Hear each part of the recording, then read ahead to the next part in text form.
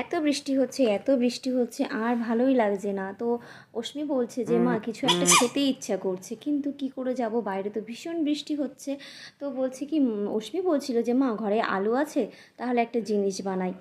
তো সেইভাবে যে বুদ্ধিটা বার করেছে, আলুগুলোকে বেশ পাতলা পাতলা করে কেটে বেশ কাঠির মধ্যে দিয়ে সুন্দর করে সাজিয়ে নিয়েছে। তোমরা তো সেটা দেখতেই পেলা। তারপরে একটু চালের গুঁড়ি দিয়ে দিয়েছিল, আর একটু গোলমরিচ গুঁড়ো দিয়ে দিয়েছে, হলুদ দিয়ে দিয়েছে, নুন দিয়ে দিয়েছে। মানে আমি বলেই দিচ্ছিলাম, ও তো অতটা পারে না, তো বলছিলাম এগুলো এগুলো দাও, মানে যতটা আমি বুঝি ততটাই বলছিলাম যে এইগুলো তুমি দাও। দিয়ে বলছে মা সম্পূর্ণ আমি করব। তারপরে একটু সস ছিল বোতলে, অল্পই ছিল, তো বললাম সেটাও একটু দিয়ে দাও, তাহলে খেতে বেশ ভালো লাগবে।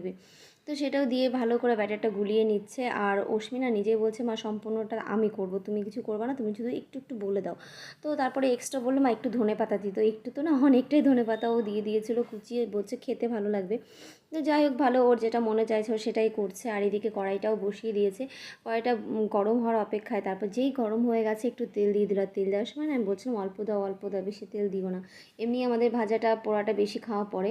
তারপর আলুগুলোকে বেশ চুবিয়ে নিচ্ছে, মাখিয়ে নিচ্ছে। আর আমি তো দেখছি ওর কাজগুলো কীভাবে বেশ সুন্দর করছে, পারবে বেশ করতে। তারপরে যাই হোক, দেখো এইভাবে আস্তে আস্তে ঝরিয়ে তেলের মধ্যে দিয়ে দিচ্ছে। এবার এটাকে একটা একটা করে অনেকগুলোই করে তারপরে দিয়ে দেবে।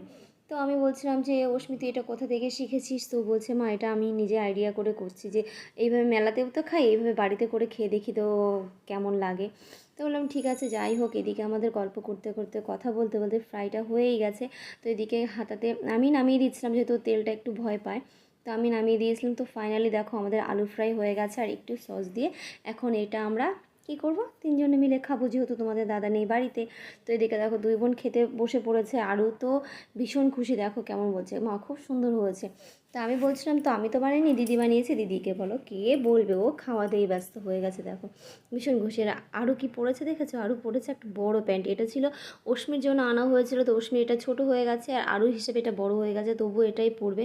তো আজকে অশ্মির এই মেনুটা কেমন লাগলো প্লিজ কমেন্ট করে জানিও। ভালো লাগলে একটা লাইক করে দিও, আর পাশে থেকো, সঙ্গে থেকো, টাটা।